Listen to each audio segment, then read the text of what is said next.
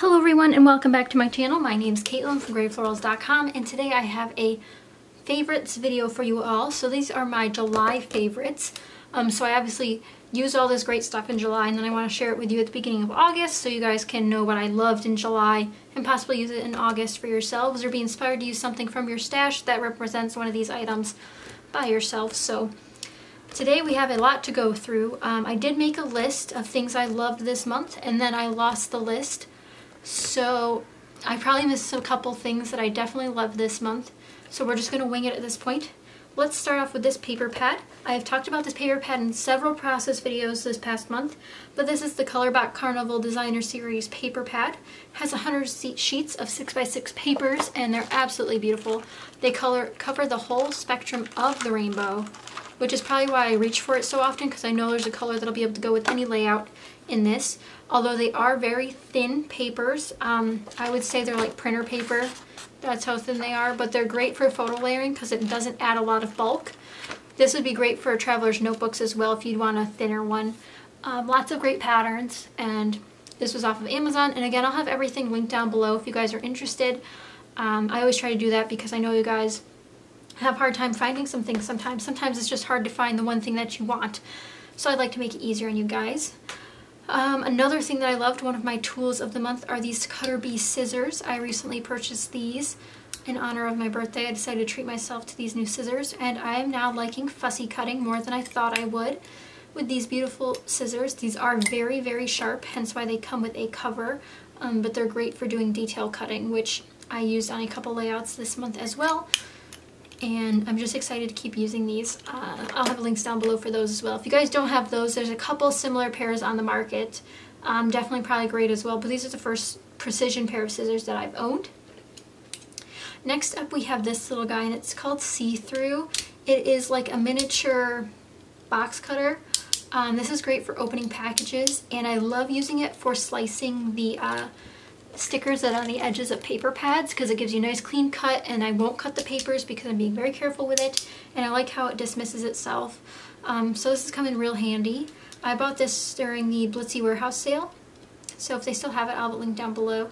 I know it comes in several different sizes as well, but this like miniature one fits perfect in my tool caddy and I just love it. So that's been handy since I got so many packages this month. Went a little crazy with the online shopping. Need to stop. Probably spending freeze coming soon. If you guys would like tips on how to stay on your spending freeze, let me know in the comments down below and I can make a video on that. Because I know a lot of you ladies have done the spending freeze challenges with me on Facebook in a bunch of different Facebook groups. So if you're interested, let me know. Next up I have my little itty bitty Tim Holtz distressor. If you guys saw my Wild Whisper videos, I think I did it in a couple of videos other than that. I did a lot of distress pages for my masculine pages. And I do plan on making a video with tips on how to make masculine pages, like how to have easy ways to make more masculine pages. And this little baby's one of them. Distressed paper edges are really great. I have had this for such a long time. I'm not sure if they sell it anymore, but it's a really great tool. I know they make it for other companies, but I really like this one since you can do different angles. It's just more comfortable sometimes in different angles. So you guys have definitely seen me use this in process videos as well. Another tool that was a big help this month was my T-square ruler. This is Westcott brand. I bought it online. It's only a couple of dollars. You guys definitely need one if you don't have one. Great for making your title straight. I also do it for some paper layering that's straight. And I also do it for my bullet journal now, so it's really helpful to get straight lines. Again, they make them in different sizes, but 12 inches is obviously the easiest for scrapbookers because that's usually the largest size we scrapbook. But definitely an inexpensive tool you should have, and this one's pretty good. Again, Westcott brand. They definitely make other brands. This was just on sale one time, so I decided to pick one up, and I've loved it ever since. Next up, we'll hop back over here for a little bit of action. These are the Crayola Super Tip markers, and I picked these up at the end of July, and I'm still using them. But I like to use these in my bullet journal as well. I haven't had a chance to try to use them on my scrapbook layouts or anything like that, but these are super tips, so that means you can draw thin and draw thick, which is pretty great. I do have or I guess it was in my Insta stories, but I shared the swatch book that I made with these. If you guys are interested in seeing my swatch book, let me know because I would gladly show you. But again, these are great for bullet journaling, and I plan on using these in my other crafty projects, but I just purchased them and just started bullet journaling, so that's the only thing I've been using them for. And they're fairly inexpensive. There's definitely more packs, but I thought 20 colors was enough for me at this time, so these are really fun. Here, I'll show you guys the tip as well in case you're interested. So this is what the outside looks like. So it's just this Crayola Super Tips, and the tip has a fine point, but it's a stubby little end piece there, so you can kind of see that. Not too thin or thick, but sorry about the shadowing. I have my lights too high probably. So there's the tip right there. So that's what they look like. I just tried to put the cap on the wrong way. Okay. Again, great price point for these, and then your kids could use them. They'll probably be also great for coloring images on stamped cards, but I have not tried that yet either, so more to come on those probably, but I love them for bullet journaling. Next up, my favorite 12 by 12 paper pad of the month is this beauty, and this is the Craftsmith Conservatory paper pad. It's hard for me to include papers in the favorites video because if I love like a single paper, I've already used it. Do you know what I mean? You know what I mean. But this is the Conservatory paper pad by Craftsmith, and it's absolutely beautiful. It's more of a fall color palette, so I did a flip through of this when I bought it, but here's another flip through in case you're interested. It has great pieces in it, great cut apart pages. It comes with an alphabet, pretty cool. I just love the color scheme, and if you guys didn't know, my blog is grayflorals.com, which means I absolutely love flowers. So this is the beautiful paper pad that I had to buy it, you know, it's just one of those. And it got on a great sale at Michael's, but I do believe it's still available online, and if I can find it, I'll have a link down below.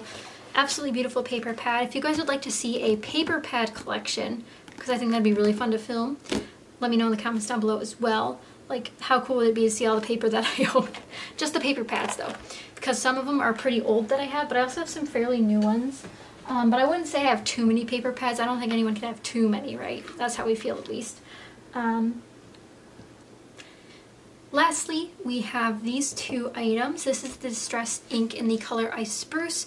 I think I only used this on 2 layouts, but again, I didn't do much stamping or inking up on this month, so this was definitely one I was drawn to the most.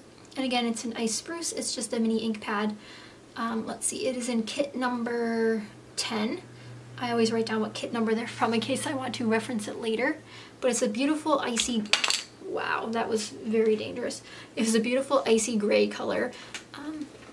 Just so you guys can get a little more of a close-up of the title here. So it's like this icy green gray color. And my camera has a lot of trouble focusing lately, so you're gonna have to forgive me for that. But maybe if we try it this way.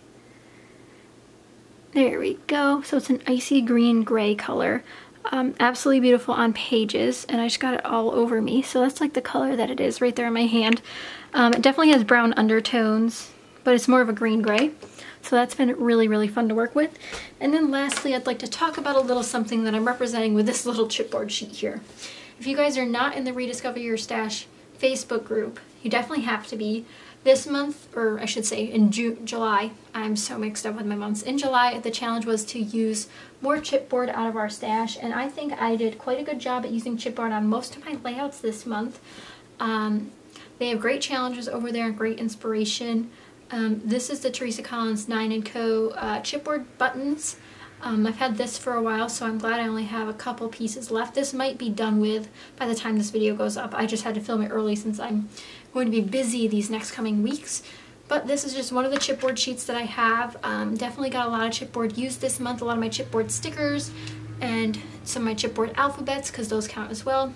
So next time you're in your stash, try to use some chipboard, because we all know we have it, and we all need to use it more often. So that was another thing that I loved this month. But I think that's it for my monthly favorites. Another thing that I've loved this month is Instagram stories, and I know I've mentioned this before, and I've probably mentioned some of these other items before, but guys, I love Instagram stories so much. It's so much fun to talk to you guys and to do the new polls and the new Q&A little section, so you guys can ask me questions. If you guys would like a weekly Q&A on there, let me know and I can do one. Or we could do a weekly Q&A on here, maybe a live stream of some sort. Let me know in the comments down below if you'd like that. But yeah, those are some of my favorites this month. If you have any questions, let me know. Let me know what you guys liked the most out of your supplies this month. If it was a tool, or if it was a product, or if it was a paper pad, definitely let me know. I try to keep it limited to a couple items every month because I know I love these scissors and I'll probably love them every month after this, but since they're sort of a new product, I decided to include them. And again, this might overlap with last month's because my note got damaged that I keep a list of everything I've talked about in them. So again, hopefully it wasn't repetitive, but if you guys would like to see more of these videos, definitely let me know with a thumbs up. But I hope you guys enjoyed, and I'll see you guys next time. Thanks for watching. Bye.